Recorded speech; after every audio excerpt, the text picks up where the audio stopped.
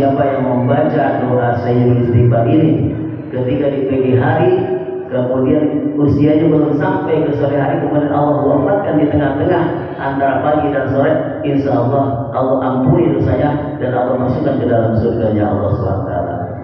Begitu pula ketika dibaca di sore hari belum sampai ke subuh, kemudian Allah wafatkan, maka insya Allah ampuni dosanya dan Allah masukkan ke dalam surga. Assalamualaikum warahmatullahi wabarakatuh. Alhamdulillahirabbil alamin wal aqibatu lil muttaqin wala udwana illa 'alal zalimin. Wassalatu wassalamu ala sayyidina wa habibina wa qurratu a'yunina wa maulana Muhammadin wa ala alihi wa sahbihi ajma'in, amma ba'd. Qala subhanaka la ilma lana illa ma 'allamtana innaka antal alimul hakim. Qala rabbi ishrah li sadri wa yassir li amri wahlul 'uqdatam min lisani yafqahu qawli. Sadaqallahul 'azim wa sadaqa rasulun nabiyul habibul karim wa nahnu 'ala dzalika minasy syahidin wasyakirin walhamdulillahi rabbil alamin.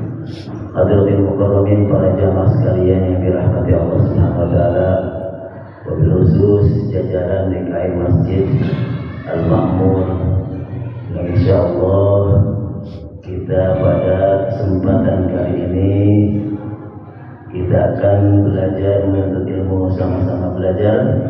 Mudah-mudahan ilmu yang kita dapatkan nanti bermanfaat untuk kehidupan kita baik di dunia maupun sampai akhirat.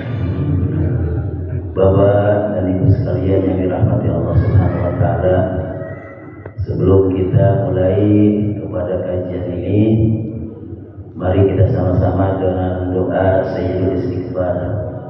Mudah-mudahan dosa-dosa kita yang kita laksanakan, kita lakukan dari semenjak kita bangun tidur tadi sampai sekarang, Allah hapuskan dosa-dosa kita. Mudah-mudahan kita menjadi orang-orang yang yauma maghfiratu ummuhu, seperti bersih suci seperti dilahirkan kembali dari perut ibu kita. Boleh ikuti saya, yang belum apa yang sudah hafal tidak apa-apa, barang-barang saja ya. Bismillahirrahmanirrahim.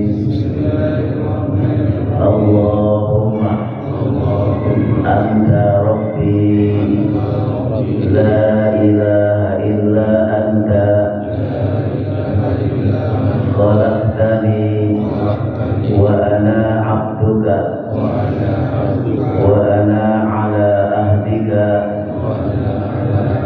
wa wa'dika mastata'tu a'udzu bika min syarri ma sana'tu abu'u laka bi ni'matika 'alayya wa abu'u bi dhanbi faghfirli wa innahu la yaghfirud dzunuba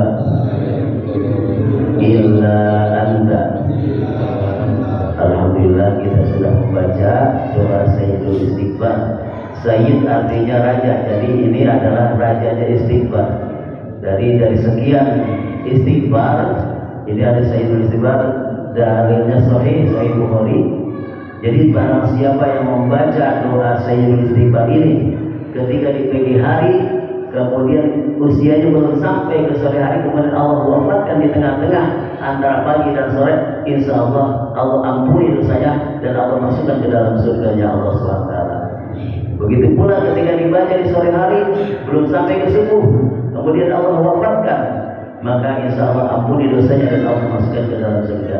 Itu di dalam hadis sahihnya Sahih Bukhari. Jadi membaca doa Sayyidul Istighfar, silakan bapak-bapak jadi Allah setelah ba'da atau pada sholat, silakan kapan saja dengan perbanyak istighfar.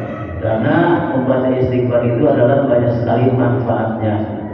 Di dalam hadis dijelaskan akan pertama mendatangkan keberkahan Allah Subhanahu wa taala. Ampunan sudah pasti Allah mengampuni dosa kita insyaallah. kemudian juga Allah lapangkan, luaskan rezekinya, dan dari jalan yang tidak disangka. Dan Allah hilangkan program-program hidupnya orang yang mendawamkan istighfar, ya. Baik problem mungkin di rumah tangga kita, di tempat pekerjaan kita, insya Allah kita mendawamkan beristiqomah, continue terhadap Sayyidul Istighfar atau istighfar, insya Allah berikan kita keberkahan hidup, ya. Ini sudah pada hafal kayaknya, ya, Sayyidul Istighfar, ya. Alhamdulillah. Silakan bapak-bapak jadi awal di Sayyidul Istighfar. Bapak-bapak hadirin sekalian dirahmati Allah Subhanahu wa taala.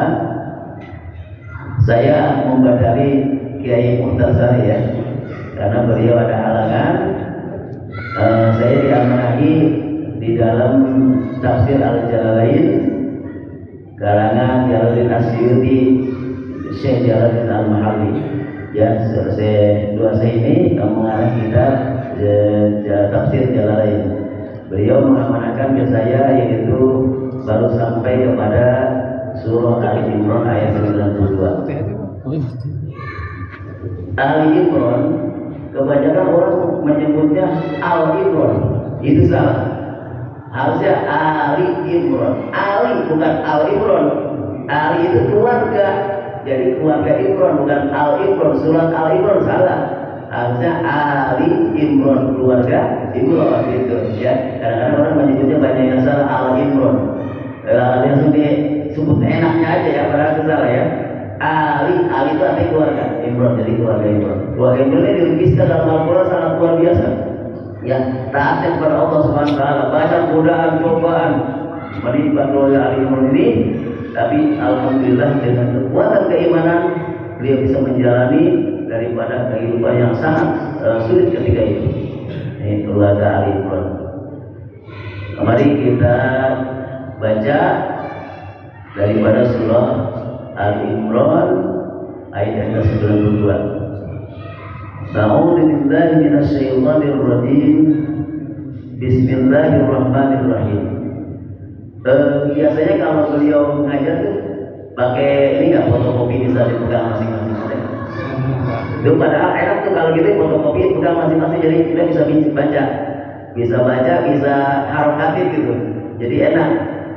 Jadi kalau seandainya tafsir ini sepertinya enaknya di fotokopi, bisa atau tidak, yang penting kita selalu dapat pahala, ya. Pegang aja gitu, ya. Pokoknya fotokopinya pegang, dibaca masing-masing. Jadi saya baca, bapak-bapak pegang tuh fotokopiannya, bisa baca gitu. Kalau itu nanti kesempatan berikutnya, ya. Kesempatan berikutnya fotokopi, kemudian pegang. Boleh bawa pulpen, boleh untuk diharapkan, oh iya, ada arti yang tidak mengerti bisa ditulis di situ gitu kan, di fotokopiannya. Jadi lebih enak dipegang, sama-sama pegang. Bukan hanya saya yang baca, tapi bapak-bapak juga baca. Jadi enak. Kalau saya ngajar di majelis lain saya begitu. Saya fotokopi kitabnya, kemudian dibagi-bagikan kepada jamaah supaya jamaah juga pegang. Nanti paling tidak ada bekal untuk rumah. Setelah belajar di sini di masjid, kita bekal ke rumah mungkin bisa dibaca sama istri kita, sama anak cucu kita. Jadi ada bekal untuk kita bawa ke rumah gitu, fotokopiannya gitu, ya.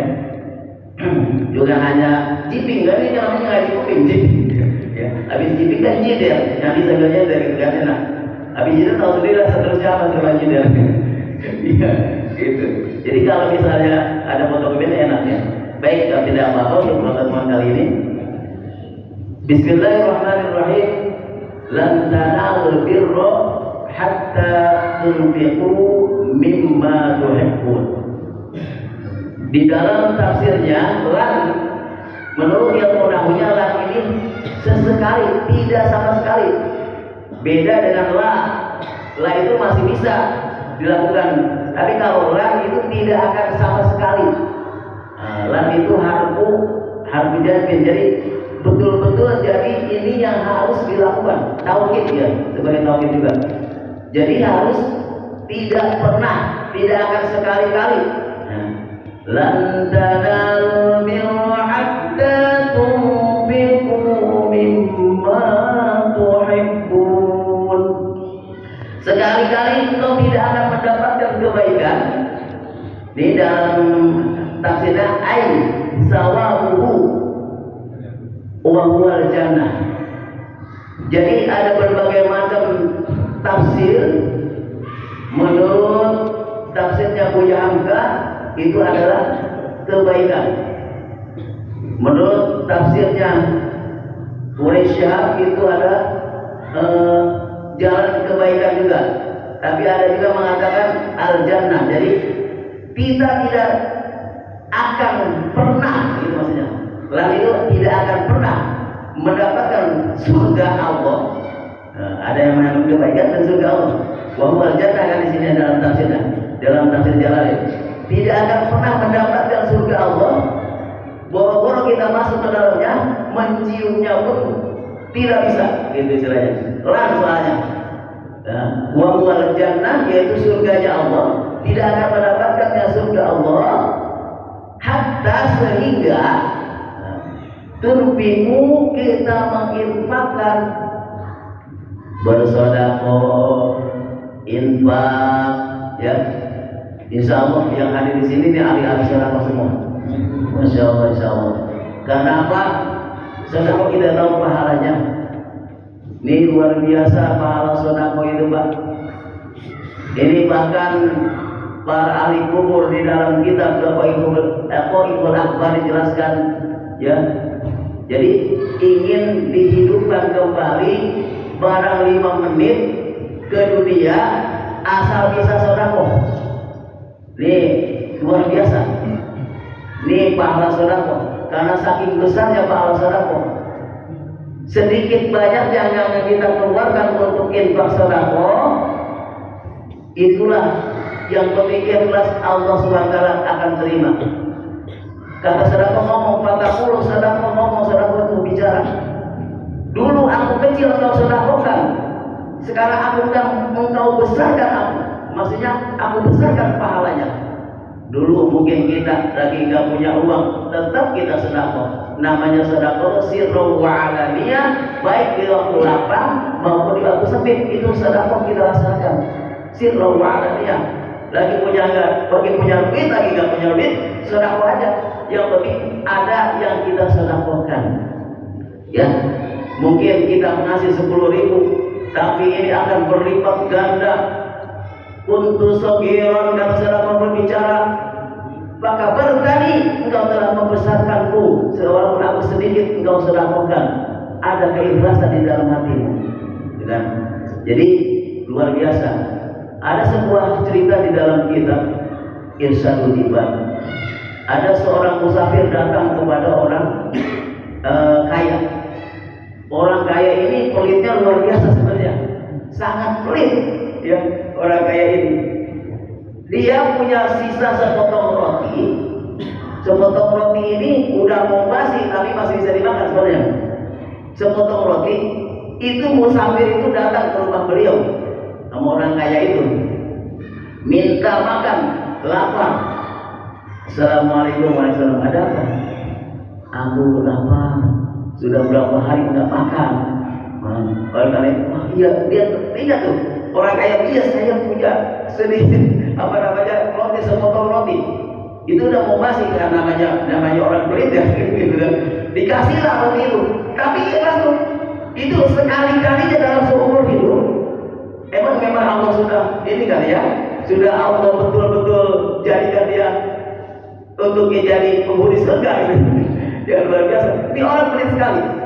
Nah, ketika dikasihkan roti tersebut kepada musafir, kemudian musafir memakannya dengan lahapnya, dan orang si kaya ini yang pelit ini dia juga ikhlas. Ya namanya roti sepotong, roti kan banyak.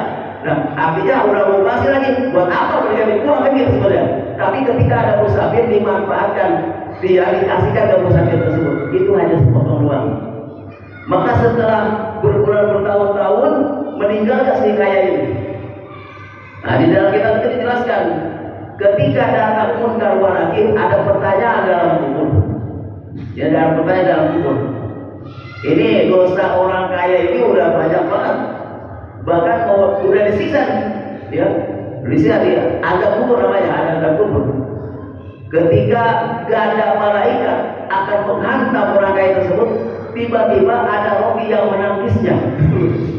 Roti yang tadi disodako kan sama dia ikhlas, itu tiba-tiba roti menangis.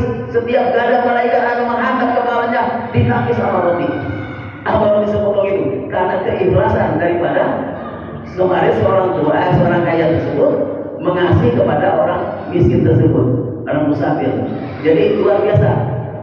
Bahkan dijelaskan wa asaddaqa wa anhum minas sholihin. Ya Allah, bangkitkanlah aku dalam al-qur'an baru 5 menit saja, aku akan menjadi ahli-ahli yang sedekah, ahli-ahli yang berinfak kepada jalanmu.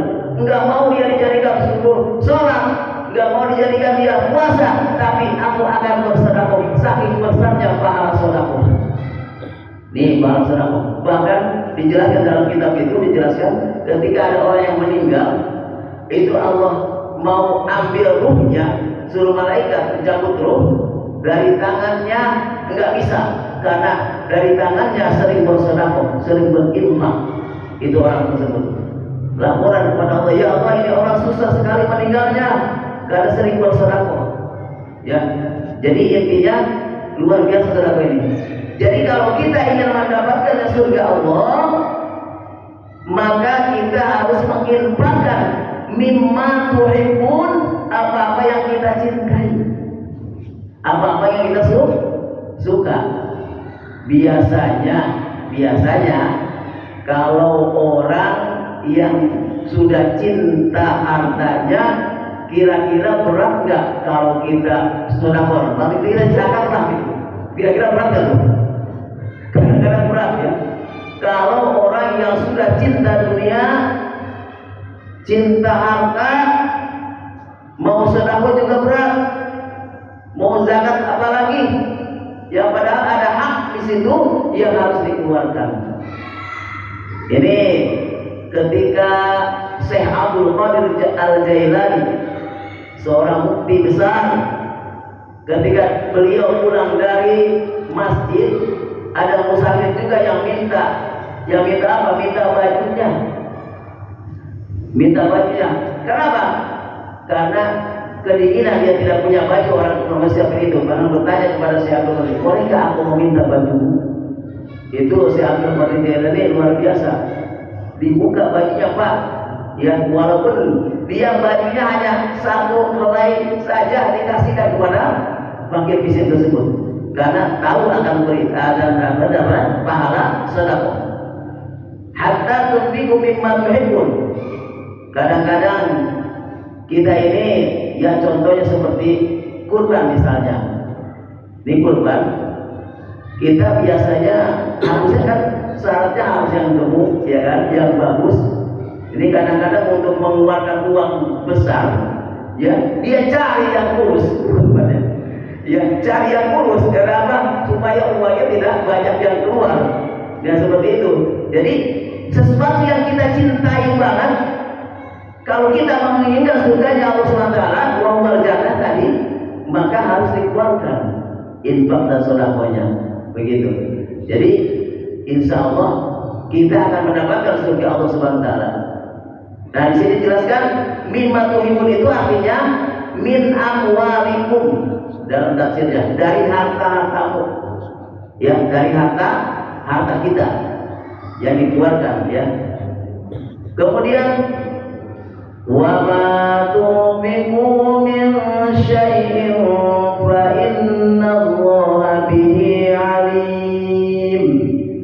Nah di sini dijelaskan, dan tidaklah kamu nafkahkan sesuatu karena Allah SWT akan mengetahui apa yang kamu nafkahkan itu, atau apakah yang kamu infakkan tersebut. Jadi sedikit banyaknya kita infak bersedekah, Allah sudah tahu. Ini kadang-kadang kita ingin masuk surga, kita tahu sholat kita cuma segitu, ya kan? Tahajud kita juga kadang-kadang itu juga kalau ingat, ya infak kita segitu udah tahu. Puasa kita Ramadan saja, ya ini luar biasa. Allah berikan pahala untuk kita menjemput surganya, Dengan apa? Dengan menginfakkan apa yang kita cintai, ya gitu. Terus di sini dijelaskan fayujazi alaihi wa nazala, dan maka Allah menurunkan ayat ini dalam asbabul nuzulnya.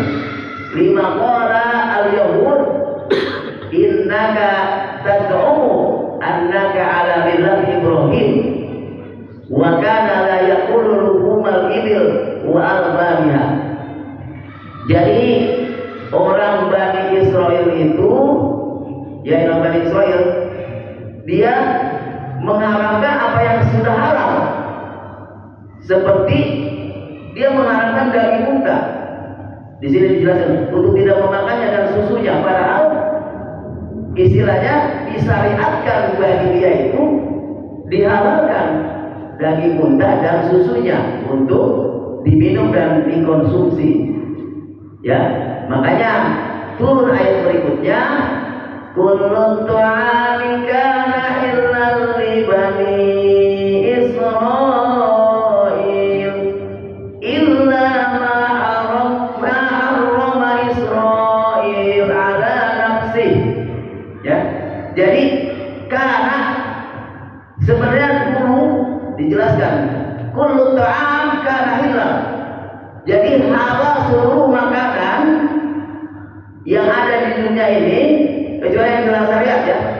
Ini halal bagi Bani Israel, ya, bagi Israel. Illa ma harrama Israel ala nafsi, kecuali yang diharamkan oleh dirinya sendiri.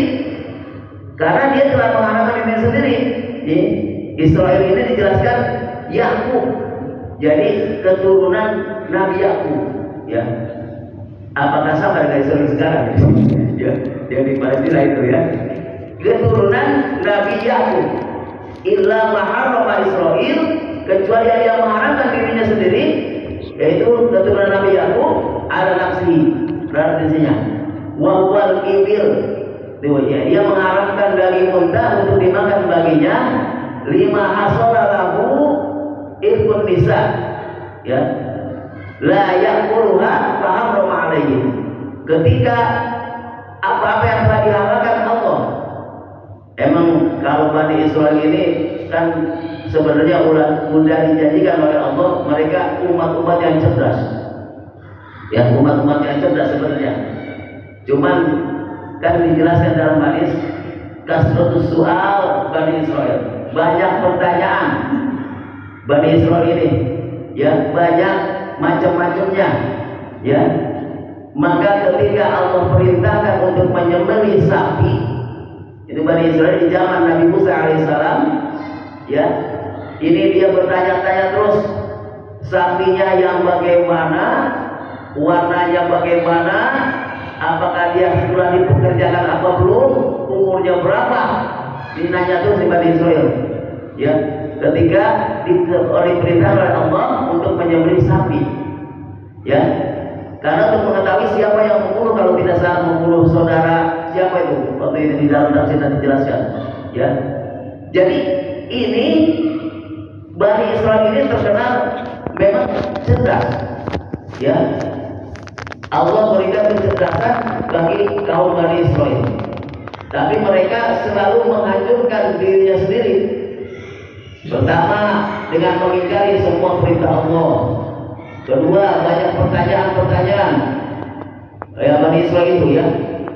Kemudian jadi dijelaskan pula dalam Al-Quran, min qabli an tunzala Taurat. Jadi sebelum Taurat diturunkan, itu sebenarnya makanan-makanan halal bagi Bani Israel, tapi mereka melarangnya untuk dirinya sendiri. Padahal Nabi Muhammad dan syariatnya menghalalkan itu daripada makanan tersebut. Karena mereka, yaitu dia tadi, cerdas, tapi suka, ya, suka melanggar daripada perintah Allah, gitu. Cerdas sebenarnya mereka itu, ya, Bani Israel itu, ya. Kemudian wadalika ba'da Ibrahim walam takun ala ahdihi haraman. kama za'amu.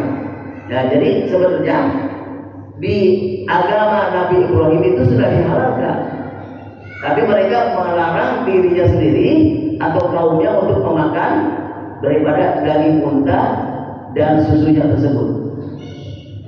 Apa hikmah di balik semua ini? Artinya kita diperintahkan oleh Allah Subhanahu wa taala agar taat atas syariat yang diturunkan oleh nabi-nabi sebelumnya, yang Al-Quran dan agama Islam itu menyempurnakan syariat-syariat sebelumnya, disempurnakan. Makanya mereka menuduh Nabi Muhammad ketika itu orang Bani Israel ini, katanya Nabi Muhammad yang melarang daripada makan itu, padahal mereka sendiri yang melarang dalam tafsirnya ini.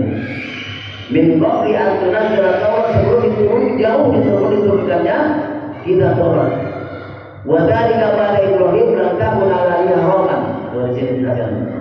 Kemudian katakanlah lalu kepada mereka Muhammad, maksudnya gitu. Nabi Muhammad itu mengatakan kepada mereka, ini kaum yang suka ini ya menyalahi aturan ini ya. Fatu bit Taurat fasruha. Kalau seandainya engkau benar, ya katakan Muhammad, kalau seandainya mereka benar di mana orang Bani Israel ini, katanya dijelaskan syariatnya itu melarang dia untuk makan daripada yang sudah dihalalkan Allah, mereka melarang untuk dirinya sendiri, maka datangkan di dalam kitab Taurat itu sesuatu yang sejenis, ya, dan kemudian bacalah, nah gitu. Jadi sebenarnya mereka ini yang selalu melanggar daripada aturan-aturan Allah Subhanahu wa taala. Litubayyinah, untuk menjelaskan. Shadaqah maulakum, untuk menjelaskan atau benar enggak. Tabayun dulu. Nih maksudnya. Tabayun dulu. Lihat di buku atau di kitab Taurat dulu. Lihat ya. Kitab Taurat diberikan kepada Nabi siapa? Nabi siapa Taurat? Nabi Musa ya. Kalau Injil Nabi Isa ya. Ya ini makanya dikenal kaum Bani Israel itu kaumnya Nabi Musa ya. Jadi inilah daripada mereka itu suruh menjelaskan di dalam kitab Tauratnya mengenai makanan yang telah mereka haramkan sendiri, padahal Allah Subhanahu wa taala sudah menghalalkan buat mereka. Jadi ini membuat susah sendiri, ya, membuat susah sendiri Bani Israel ini, ya. In kuntum shadiqin, jikalau engkau termasuk orang-orang yang benar, katanya. Qul fasbu, maka bacalah dan datangkan sejenis itu, hukumnya apakah benar? Itu Allah haramkan. In kuntum shadiqin, apabila kamu termasuk orang-orang yang benar, itu. Maka dijelaskan di sini. Maka fihi bahwa itu walau yaku biha. Nah dijelaskan mereka tidak bisa mendatangkan dalilnya apapun dari Taurat itu bahwa daging unta sama susunya itu haram buat mereka. Tidak bisa, ya. Dijelaskan di sini, ya. Qala ta'ala faman iftara 'ala Allahi al-kadhiba min ba'di dzalik, maka mereka mengada-ngada. Jadi orang-orang Bani Israel mengada-ngada, ya. Mengada-ngada. Famanitaru al-ghaita riba, mengada-ngada dengan kebohongan yang ada, ya, kebohongan tadi seperti tadi, ya. Mimba dzalika, setelah itu. Ai zuhuril hujjah bi anna tahrim innama kana min jati Yaqub la ala ahli Ibrahim. Jadi sebenarnya hujjah atau alasan mereka ini sebenarnya bukan yang ada pada agama Nabi Ibrahim. Kebanyakan mereka hidup di zaman Nabi Yakub, mereka mengharamkan sendiri bagi dirinya padahal itu sudah halal. Itu menyebabkan seperti itu mereka selalu kata-kata mengeyel, ini umatnya ngeyel ya. Bani Israel ada ngeyel ya. Ya, jadi kata Allah suruh begini, dia malah tidak melaksanakan, bahkan padahal mereka cerdas. Mereka cerdas, sudah dijelaskan di dalam Al-Quran itu kecerdasan mereka, ya, unggul dari umat-umat lain maksudnya. Cuma kecerdasannya ini tidak dipakai oleh mereka, bahkan dipakai untuk selalu mendurhakai Allah Subhanahu Wa Taala, gitu, ya. Kemudian faulaika humuz zalimun, maka mereka termasuk orang-orang yang zalim. Maka dijelaskan dalam Al-Quran, apabila perbuatan-perbuatan mereka seperti itu, mereka termasuk orang-orang yang zalim. Ai al-mutawazimuna al-haq, yang melampaui batas kebenaran. Ya, orang Bani Israil itu melampaui batas-batas kebenaran, ya. Ilal batil, selalu mengajarkan kepada kebatilan, ya. Merusak, ya, merusak tatanan kehidupan manusia, ya. Coba kalau kita lihat itu kan di Palestina, itu kan genosidanya kan luar biasa, ya. Sehingga mereka ini termasuk umat yang cerdas, tapi tidak cerdas dalam menerima perintah Allah, gitu. Padahal dia cerdas, dia bisa buat apa aja tuh, ya. Maka katakan qul sadaqallah, katakanlah wahai Muhammad, Allah itu maha benar. Fi hadza kajami ma akhbarahu, di dalam perintah-perintah yang diberikan Allah kepada orang Bani Israil, ini adalah kebenaran Allah.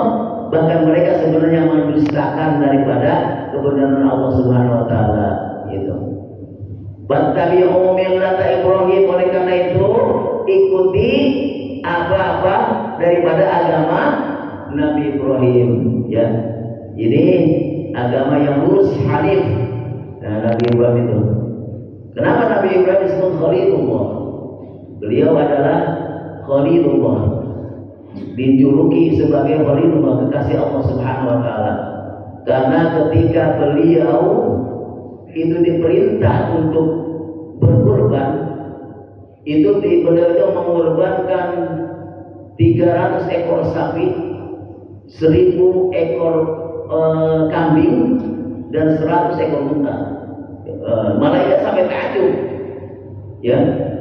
Kata Nabi Ibrahim, selama Allah yang memerintahkan, jangankan ini adalah hewan ternak, kalau aku diberikan anak laki-laki, maka aku akan sembelih untuk mendekatkan diri kepada Allah. Itu luar biasa.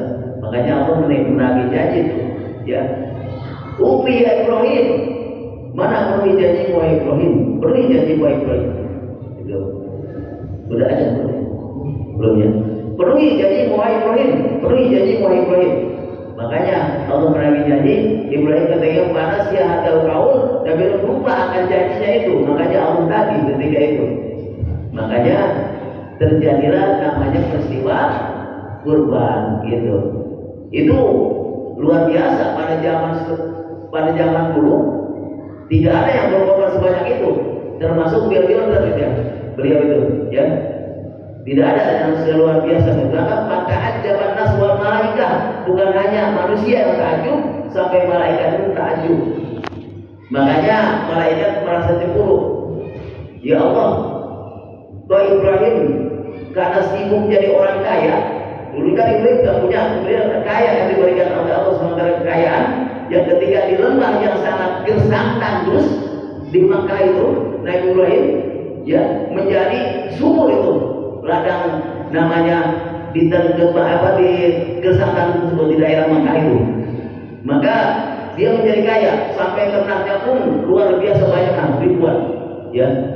Makanya malaikat merasa istilahnya ada sedikit protes kepada Allah. Kenapa? Ibrahim, begitu engkau perhatikan istilah gitu, ya, wahai malaikat, lihatlah, jangan engkau lihat siapa Ibrahim, tapi lihatlah pengabdiannya nanti. Gitu maksudnya. Yang banyak menyembelih putranya, ya beliau itu sebutnya. Lihatlah pengabdiannya, jangan engkau lihat Ibrahimnya, lihatlah isi hatinya dan pengabdiannya kepadamu. Kata Allah SWT kepada para malaikat seperti itu. Dan luar biasa. Jadi fattabi'u millata Ibrahim, maka ikutilah daripada agama Nabi Ibrahim. Allati ana 'alaiha, ya sebenarnya aku kata Nabi Muhammad Aku berada di jalan daripada agama Nabi Ibrahim. Itu Hanifah, lurus. Ya, semuanya namanya Islam. Jadi allati ana alaiha, aku berada di dalam agama Nabi Ibrahim. Itu kata Nabi Muhammad SAW, kata Nabi Rasulullah SAW seperti itu. Ya, Hanifah, nah benar tuh. Hanifah yang lurus, sirata yang lurus, ya, lurus mustaqimah, sirata mustaqimah, yaitu agama yang lurus, ya. Kemudian ma'ilan an kulli din ilal Islam, ya, yang condong seluruh agama, yang cenderung agama Islam itu menyempurnakan agama-agama yang datang sebelumnya, ya, yang datang sebelumnya, menyempurnakan, ya, disempurnakan oleh agama Islam semuanya, ya, yaitu ala dinil ilal Islam, ke dalam agama Islam. Wa ma kana minal musyrikin, dan kami tidak termasuk orang-orang yang musyrik, orang-orang yang menduakan Allah. Jadi kami ini kepada agama yang hanif, ya, agama yang lurus, agamanya Nabi Ibrahim alaihissalam. Sehingga kami ini termasuk agama yang hanifah muslimah. Dan akan dijelaskan wa ma ana minal musyrikin, dan kita tidak termasuk orang-orang yang musyrik, ya. Makanya kalau membaca wa ma ana minal musyrikin, ya. Jadi ana itu tidak boleh panjang-panjang, dipendekkan saja wa ma ana minal musyrikin, bukan wa ma ana. Sudah salah bacanya, karena beda nanti artinya. Itu wa ma ana, dan tidak sekali-kali aku termasuk orang-orang yang menduakan Allah, musyrik, gitu maksudnya. Ya, jangan wa ma ana di saya aja. Saya termasuk orang-orang musyrik, tidak wa ma ana, kalau gitu, ya. Kalau bacanya maksudnya tadi wa ma ana minal musyrikin. Jadi kita tidak pernah menjadi orang-orang musyrik. Hati-hati bacaannya juga bisa membedakan arti, ya, bisa membedakan arti bacaan kita, ya. Kemudian wa nazala lima qalu qiblatuna qabla qiblatikum. Kemudian turunlah ayat tentang menghadap kiblat, ya, tentang ayat menghadap kiblat setelah peristiwa menyangkalnya Bani Israel terhadap ajaran-ajaran Nabi Muhammad, ya, seperti dia mengharapkan dirinya sendiri makan daging unta dan susunya, yang kemudian melanggar dari perintah Allah untuk menyembelih sapi. Dia banyak pertanyaan, sapinya yang bagaimana warnanya, bulunya yang bagaimana, buntutnya juga, sampai kemudian ditanya. Akhirnya dia tidak mengerjakan. Bani Israel banyak hanya doang, akhirnya tidak mengerjakan apa perintah Allah. Maka turun ayat berikutnya, wa nazala lima qalu qiblatuna qabla qiblatakum. Jadi kiblat kita sebelum kiblat ini, inna awwal baiti wudi'a, ya, sesungguhnya rumah yang pertama kali dibangun oleh Nabi Ibrahim adalah wudi'a, dibangun muta'abbidan, untuk dia apa? Untuk kita sujud kepadanya, ya, linnasil manusia fil ardi, di muka bumi, lalladzi bi Makkah mubarakah, yaitu Mekah, Ka'bah. Nah, Mekah kan disebutnya Mekah dulu, ya, di zaman Nabi Ibrahim alaihissalam, Mekah. Jadi Mekah, karena orang Arab kadang-kadang nyebutnya lidahnya beda, gitu, ya. Di Mekah mubarakah, ya. Sebenarnya Mekah yang mulia, maksudnya gitu, ya. Lalladzi bi Makkah, yaitu di tanah yang tandus menjadi subur makmur, ya, yang dikelola oleh Nabi Ibrahim ketika itu, sebuah wadi, sebuah lembah itu menjadi subur, ya, ketika Nabi Ibrahim dan Siti Hajar ketika itu mendiami Makkah, ya. Wa ghairi dzalik, tidak ada tumbuhan sama sekali, ya kan. Maka berdoanya Nabi Ibrahim alaihissalam ketika itu, ya, bil baik. Lupa ini nahunya, ya. Kita lewat aja kalau namanya. Nanti ada pelajaran tersendiri kalau namanya. Fi Makkah sampai itu bidal. Maka Makkah ini namanya Makkah, ya, bukan Bakkah dalam Al-Quran Bakkah. Tafsirnya Mekah namanya, gitu. Di Bakkah dan Mekah yang berkah. Jadi di Bakkah dan Mekah yang berkah. Di Makkah, di Mekah sampai itu bidalik. Ya, kenapa dinamakan seperti itu? Li'annaha, ya, li'annaha tubqi anaqal jabal ay tatmuha bina'il malaikah, karena ada satu bangunan di dalam kota Mekah itu yang dibangun oleh Nabi Ibrahim dan para malaikat. Ya, jadi bukan hanya yang membangun Ka'bah itu Nabi Ibrahim saja, tapi dibantu oleh para malaikat. Ya, dijelaskan ayat tatmuha bina'il malaikah. Qabla Adam, sebelum diciptakan Nabi Adam, ini Ka'bah sudah ada, itu, ya, dijadikan selama sudah ada. Wa wudi'a ba'dahul aqsa. Sebenarnya sebelum diciptakan Nabi Adam Ka'bah sudah ada, cuma Ibrahim meneruskan aja maksudnya gitu. Sudah ada dari dulunya gitu. Wa wudi'a, kemudian dibangun ba'dahu al-aqsa, Masjid Al-Aqsa setelah kesinian, setelah Nabi Ibrahim dan sebagainya kan, zaman Nabi kesinian, ya.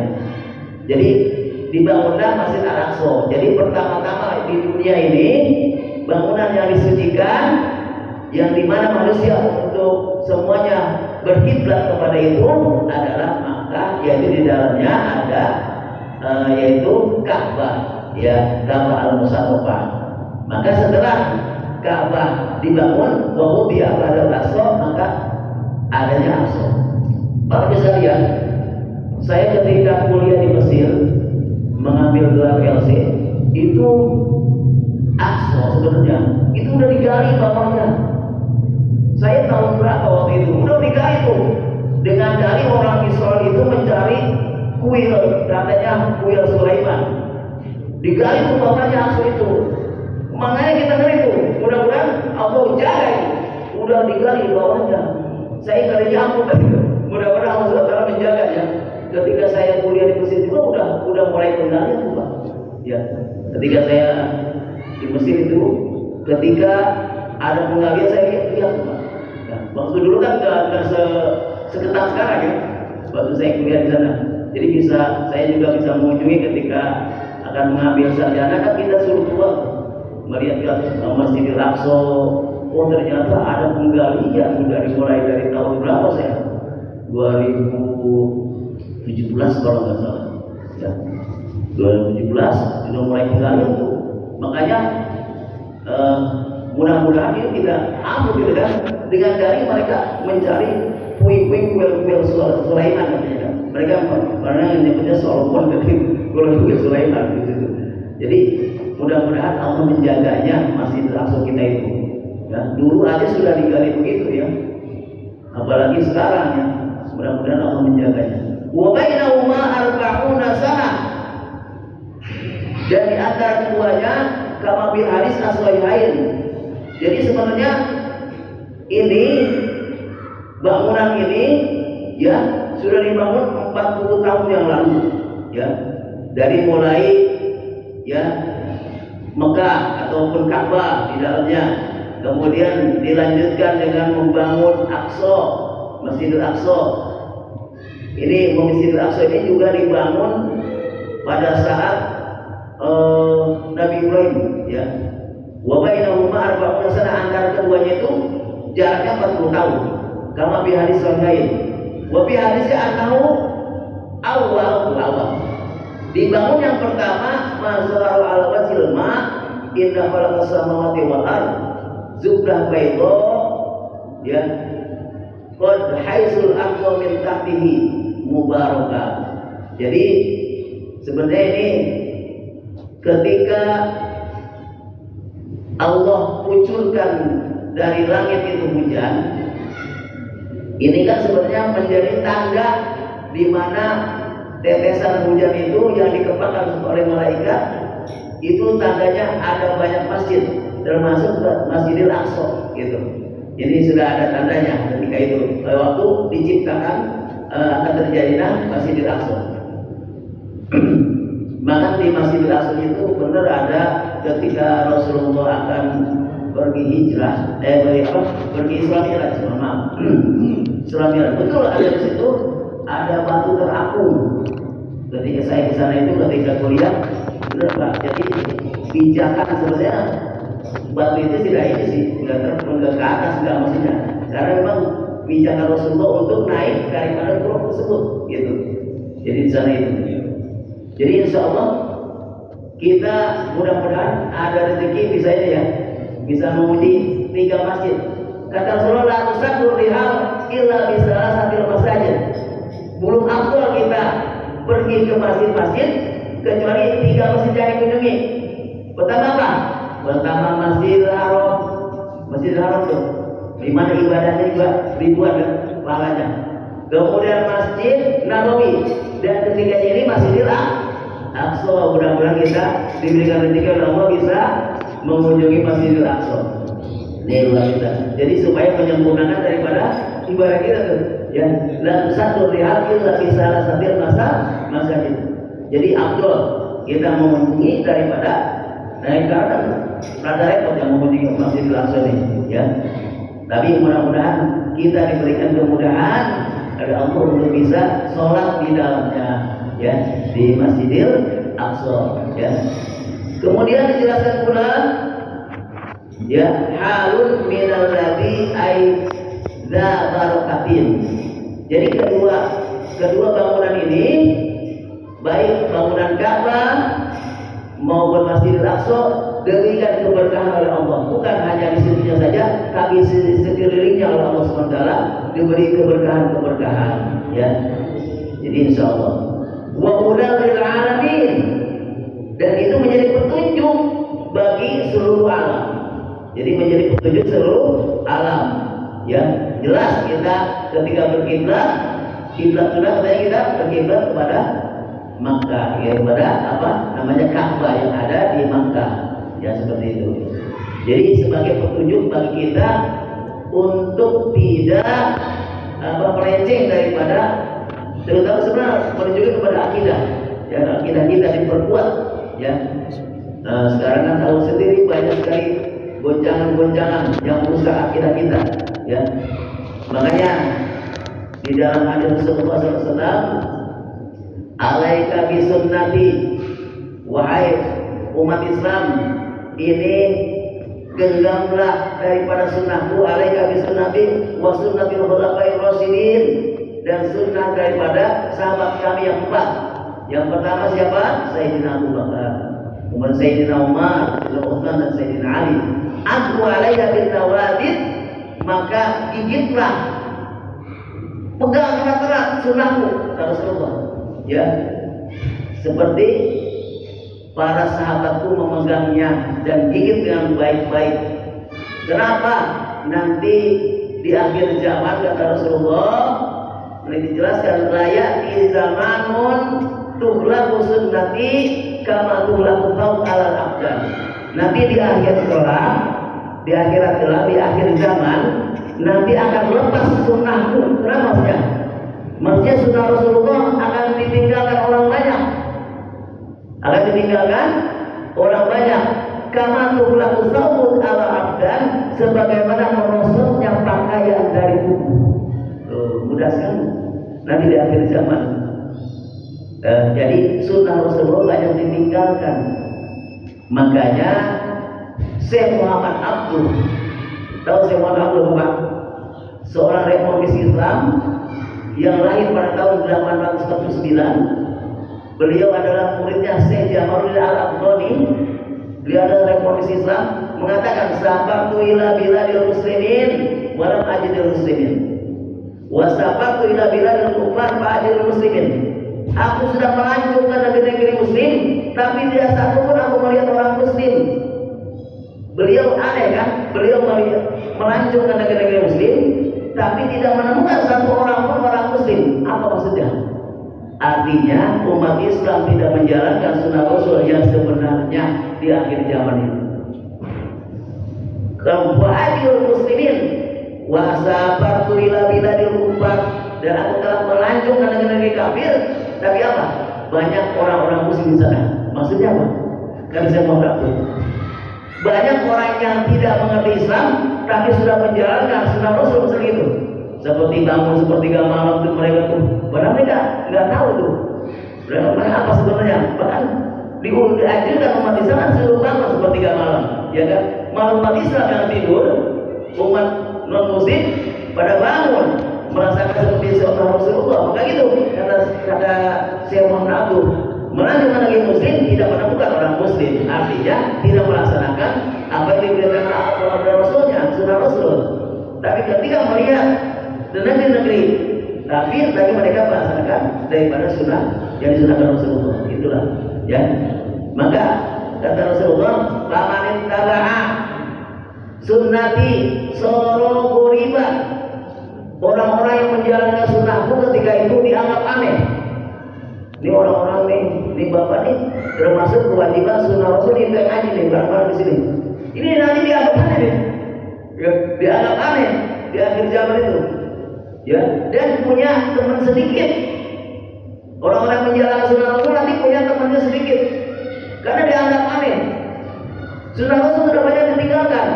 Makanya ada seorang ulama membuat kitab, "Limada tataqaddama al-akharun wa tata'akhkhara al-muslimun." Mengapa mundurnya umat Islam dan majunya selain Islam? Begitu. Sampai membuat kitab itu. Ya, jadi itulah banyak meninggalkan sunnah Rasul. Orang yang meninggalkan sunnah Rasul itu banyak temannya.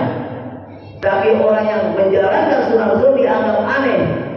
Dia anggap aneh, tapi di akhir zaman bahkan temannya sedikit.